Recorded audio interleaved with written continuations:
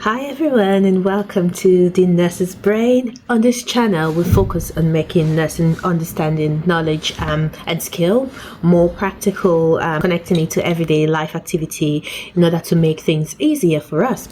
We focus on triangulating the concept of anatomy and physiology with the concept of pathology in order to help nurses understand how our body functions and then the structures of our body in order to be able to understand the pathophysiology in a very simple format so as to enhance our nursing care plans and the nursing process.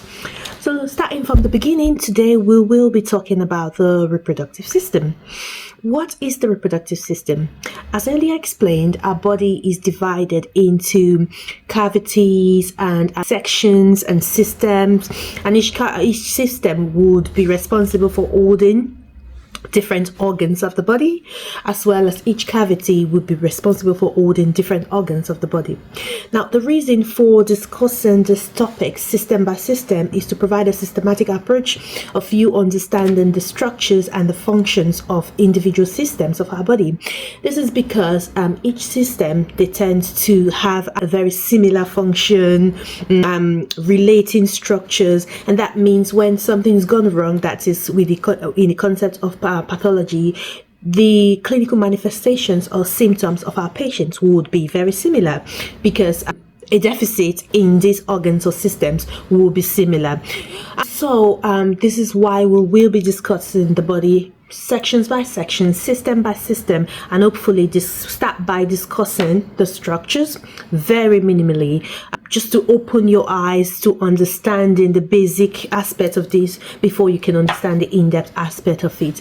Then we'll go on to briefly summarize the functions of these organs or systems so we can then link them into the pathology. Now getting into it, what is the reproductive system? The reproductive system is a system of the body that consists of various organs which is responsible for producing, storing and transporting reproductive cells. So what are the reproductive cells? We're talking about the gametes. These are cells that are responsible for facilitating reproduction, human development, the birth of a child, making it really simple. Now, the reproductive system in a male is completely different from the reproductive system of a female.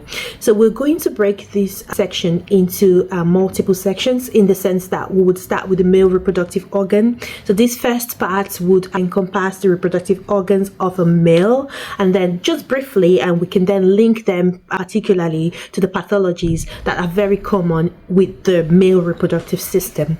So the male reproductive system, its primary functions and purpose is to produce sperm cells and then delivers it into the female reproductive system in order to aid human development, in order to aid fertilization. That's the beginning of life. Now, it consists of 5 key organs. So we're talking about the testis, which is what is responsible for producing a sperm and an important male hormone known as the testosterone.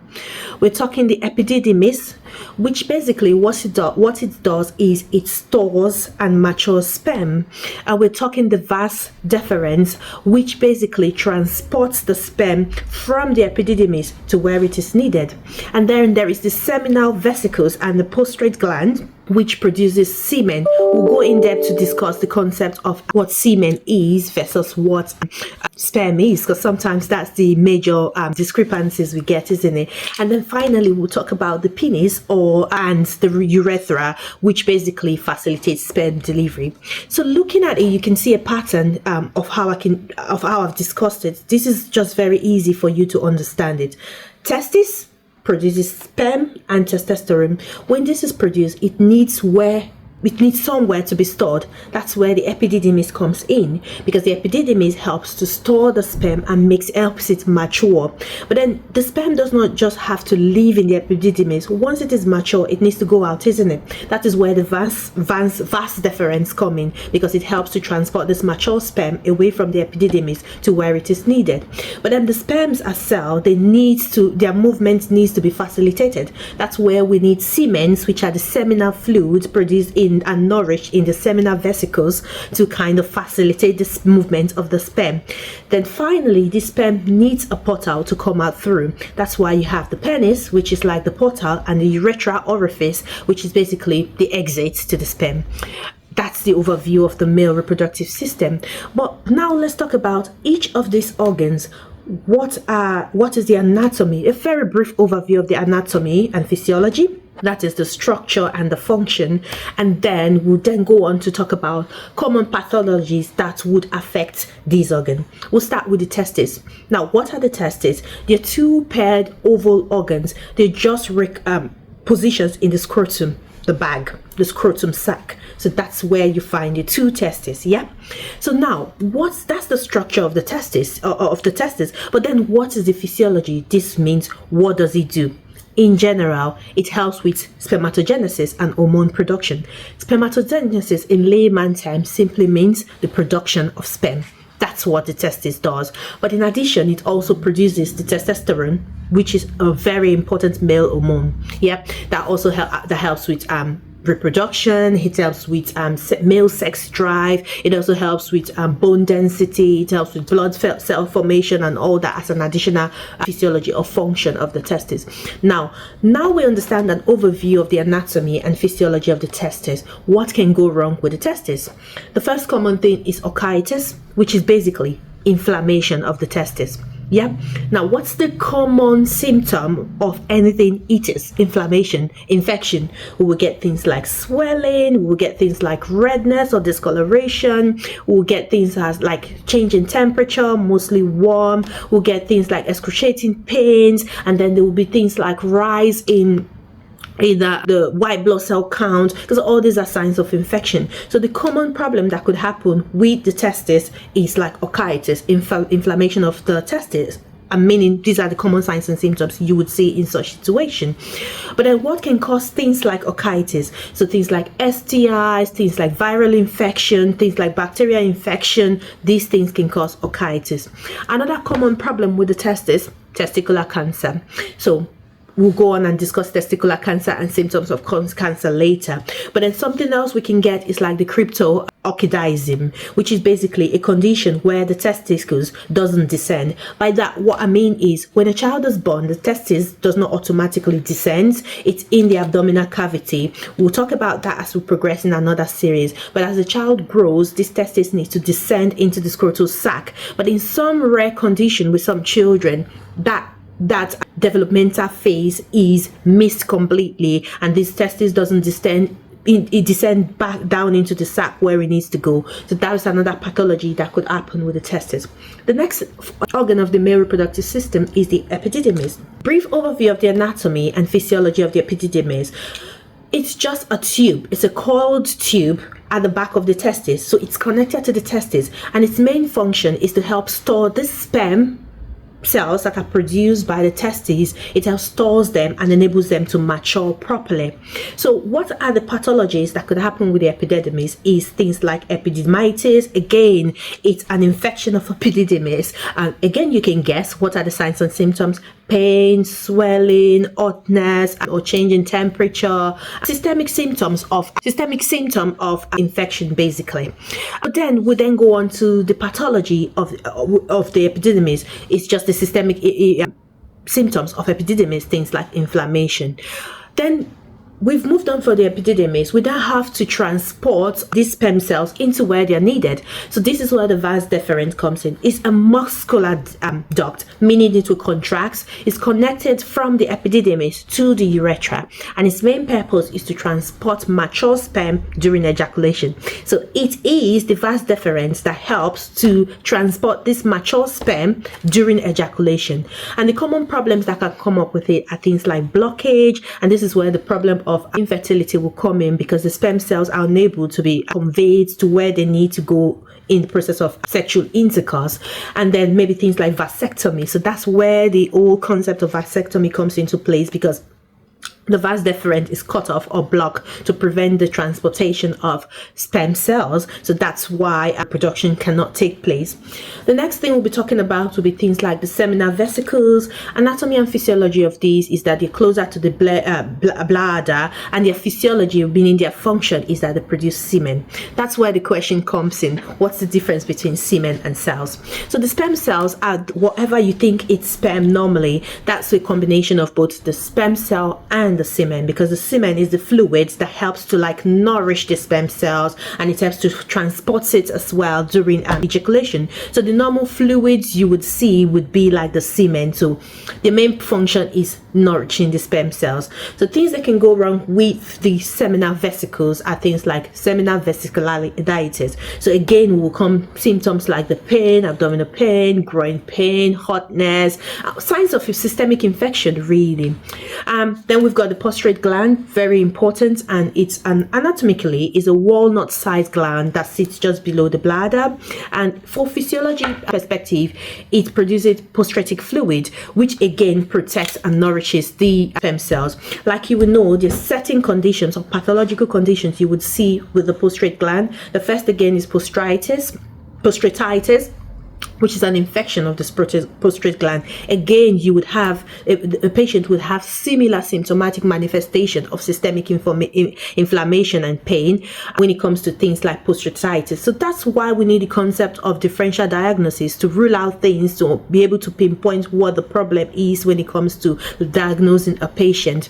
Other things that could go wrong that's very common is the benign prostratic hyperplasia, which is BPH. This is just a situation that it's mainly common with aging, and it's a condition whereby the prostrate gland is enlarged and then it presses against other organs and things that can cause pain. It could cause obstruction because it's pressing against the urethra, and things like urinary symptoms can then come up as well. So that's something very common we'll be talking about as we progress. And there is prostate cancer as well, which is again very common with like older patients. Then we've got the urethra.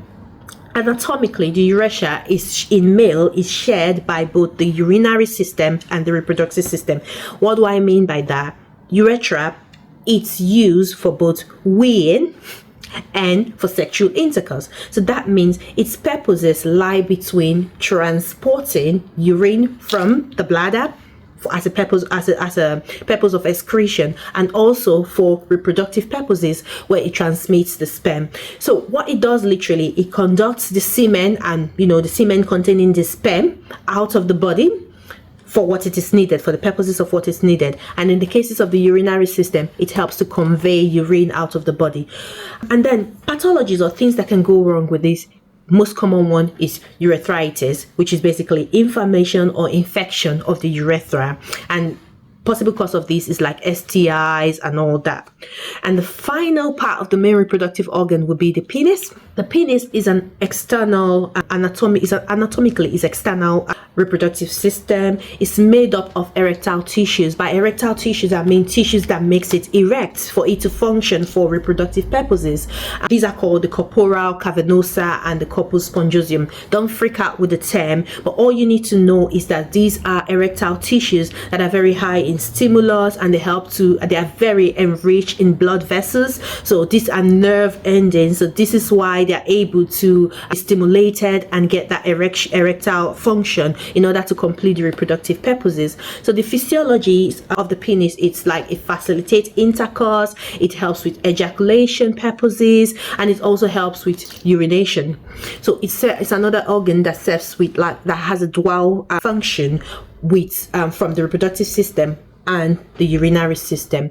So what are the things that can go wrong with the penis? So we have things like the erectile dysfunction, which is an inability to maintain erection. We have things like the phimosis, which is like very common, basically where you have a tight foreskin and you're unable to retract the foreskin. That's very dangerous because it could cause like cut off blood flow to the penis, and it could cause things like gangrene or death of the penile tissues as well. And you've got abnormal curvatures of the penis as well, where like it's facing up or facing down, or the urethral opening is at the wrong location.